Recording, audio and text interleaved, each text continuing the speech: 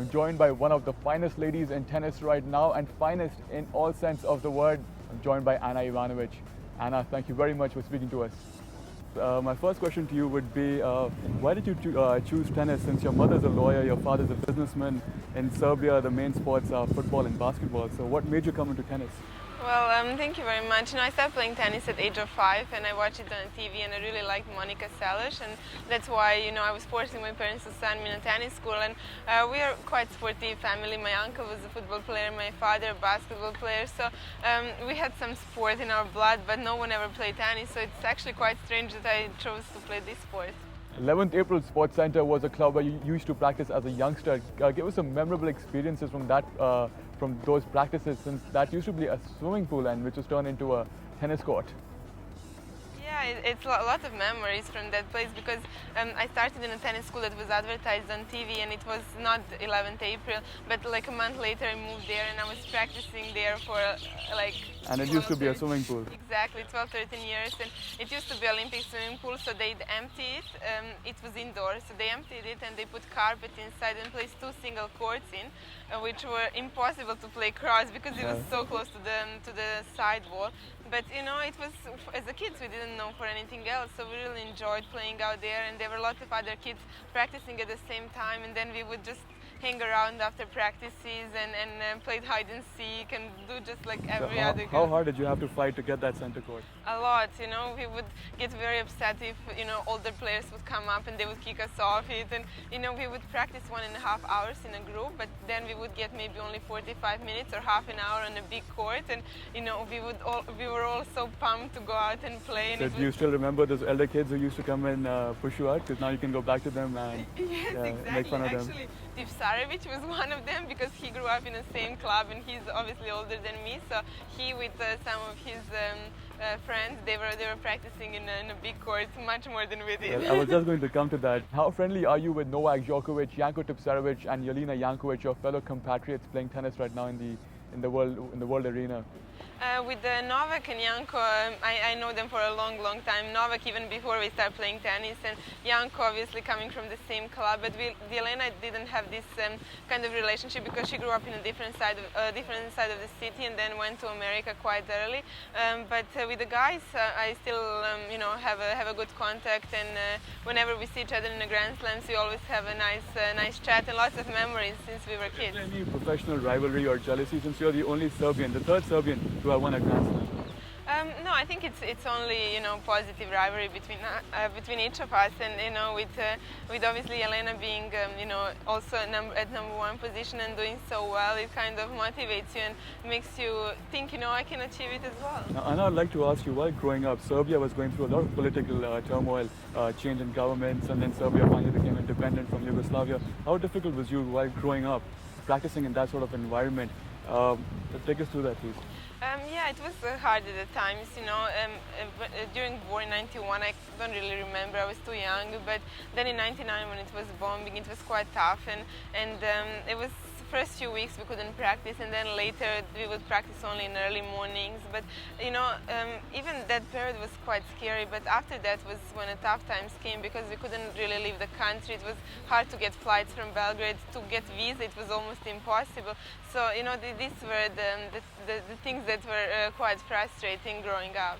So what's the reason how all of a sudden Serbians have made their mark on tennis? All of a sudden, you see so many of them coming out. It's very hard to explain, because we don't have a good system back there. The tennis association, obviously, now they're trying to support and to do best they can, but at that time they didn't have money to support us or to build any tennis centers, so we had to fight for courts, for gyms, for everything.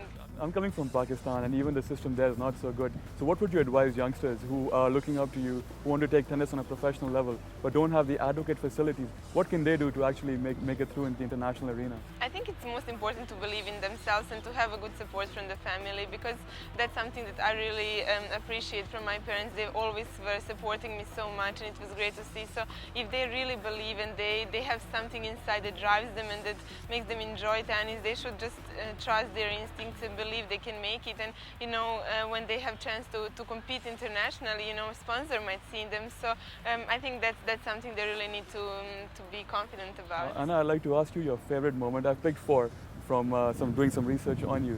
Was it when you actually won the French Open in 2008, or was it when you were 16 and you won 16 ITF titles?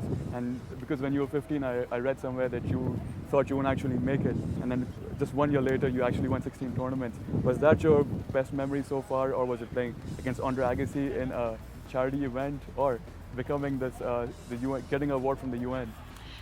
There is many nice memories I have from tennis, and it's very hard to pick one, but I must say winning a French Open and winning my first Grand Slam title, it was something very special, because I've been dreaming about that all my life, and actually achieving it was amazing and quite hard to actually believe it, if I was still dreaming or it was actually reality. So I think that's the something I'll never forget. You look up to Monica Seles. She has 8 Grand Slams. You go on seeing yourself winning 9? Yeah, I really hope I can. She had a great career and she was a great player, so if I achieve what she did, I'll be really happy with that. Okay, and Ana, you have been on tour since 2003. You turned pro in 2003, it's 2009. Anyone, just for some enjoyment purposes, got anyone's heart so far, or someone managed to catch your heart in all this time? Sorry, can you repeat that? I'm asking, you have been touring since 2003, and you must be very busy with your schedule and training routines.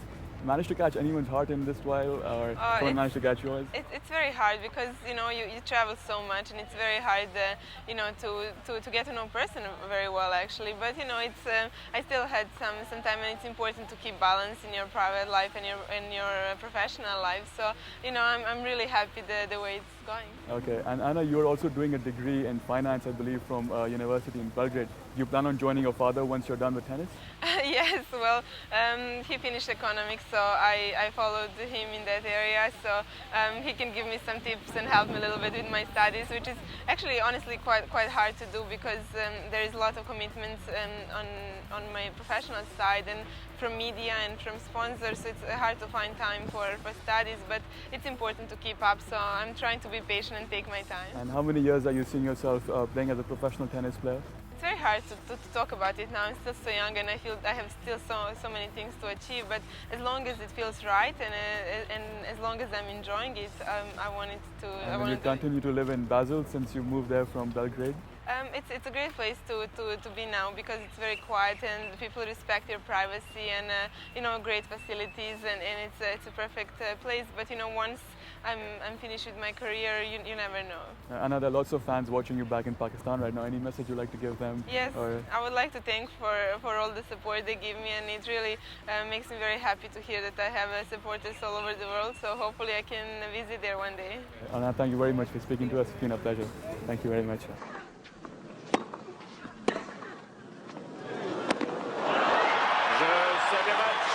Ana Ivanovic demarche à 0. 6-4, 6-3. The new world number 1 is a new Grand Slam champion, and that's fitting. Better player on the day,